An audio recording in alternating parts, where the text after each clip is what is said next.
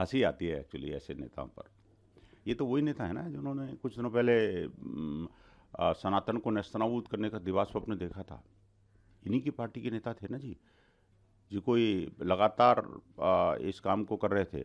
और आप देखिए ये प्रियंक खड़गे तो वैसे भी जाने जाते हैं, चूँकि राजकुमार हैं, एक पार्टी के अध्यक्ष के बेटे हैं, तो जैसा पार्टी सोचेगी वैसे ही उनके राजकुमार सोचेंगे।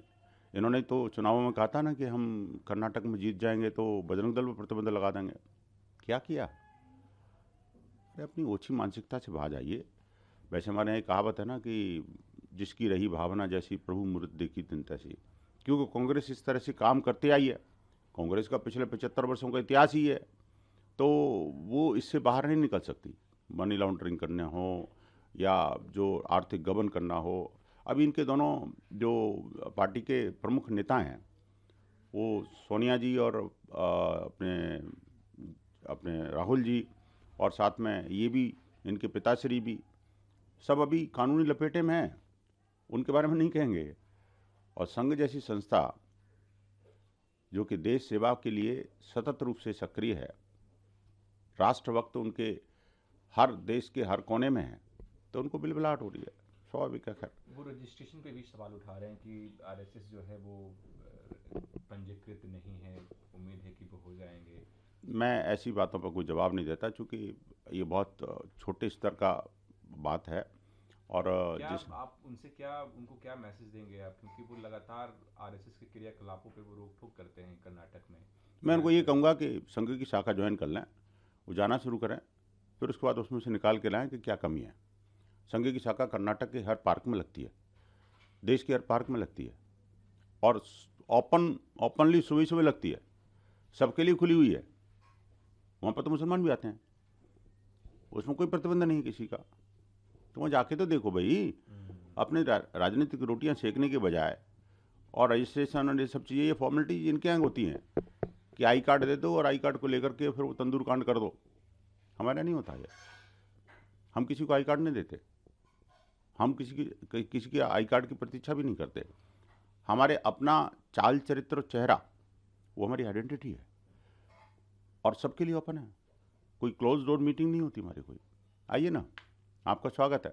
शायद हो सकता है आपकी मानसिकता बदल जाए, आप आरएसएस को जब समझेंगे तो आपको पता लगेगा कि आखिरकार संघ के स्वयंसेवक सुबह सुबह जो है भगवा ध्वज को प्रणाम करते हुए अब अपना काम प्रारंभ करते हैं उस ओपन पार्क में। और जब जाते हैं तो जाने से पहले माँ भारती की वंदना प्रार्थना के माध्यम से वो करके जाते हैं, सुबह सुबह करते हैं, काम शुरू करने से पहले करते हैं। आपको भी कुछ थोड़ा सा सीखना चाहिए उनसे। मुझे लगता है बहुत गैर जिम्मेदार ऐसा यह एक स्टेटमेंट है, और देशभक्त संगठनों को एक डिस्क्रेडिट करने का प्रयत्न वो कर रहे हैं। मगर देशभक्त संगठनों को डिस्क्रेडिट करके उनका क्रेडिट बढ़ने नहीं वाला है, और उनके कहने की इतना महत्व नहीं है कि हम डिस्क्रेडिट हो सकेंगे। और संघ इन सारे प्रश्नों को उत्तर देने के लिए सक्षम है, वो उत्तर देगा ही। मगर उन्होंने सारे हिंदुत्ववादी संगठनों को एक इसमें लपेट लिया है, तो मुझे लगता है ये बहुत खराब बात उन्होंने कही है। तो और ये झूठ भी है, सभी अर्थों से झूठ है। मैंने श्री प्रियंक खड़गे का बयान देखा है। उन्होंने एक बार दोबारा संघ पर अनाप शनाप आरोप लगाए, जिसमें मनी लॉन्ड्रिंग का भी है। और उन्होंने कहा है कि वह तब तक विश्राम नहीं करेंगे जब तक संघ भारत के कानून के अनुसार कहीं रजिस्टर नहीं हो जाता। वो कल्पना की दुनिया में रह रहे हैं। संघ एसोसिएशन ऑफ पर्सन से कानून उसको बाध्य नहीं करता कि वो रजिस्ट्रेशन कराए।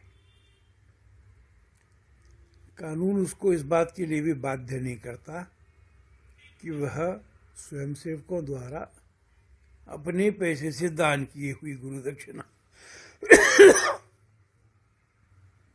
का अकाउंट देवे। यह स्थिति मोदी जी की सरकार में नहीं हुई है, ये तो जब देश में कांग्रेस की सरकार थी, केंद्र में भी थी और राज्य में भी थी, तब हुई थी। इनकम टैक्स डिपार्टमेंट ने आपको विवरणी भरनी पड़ेगी आयकर की, ऐसा आदेश दिया था। उस आदेश को हाई कोर्ट में चुनौती दी गई थी। हाई कोर्ट ने आदेश को निरस्त करके कहा कि संघ को अपनी गुरुदक्षिणा का अकाउंट सरकार के पास फाइल करने की, इनकम टैक्स के पास फाइल करने की जरूरत नहीं है।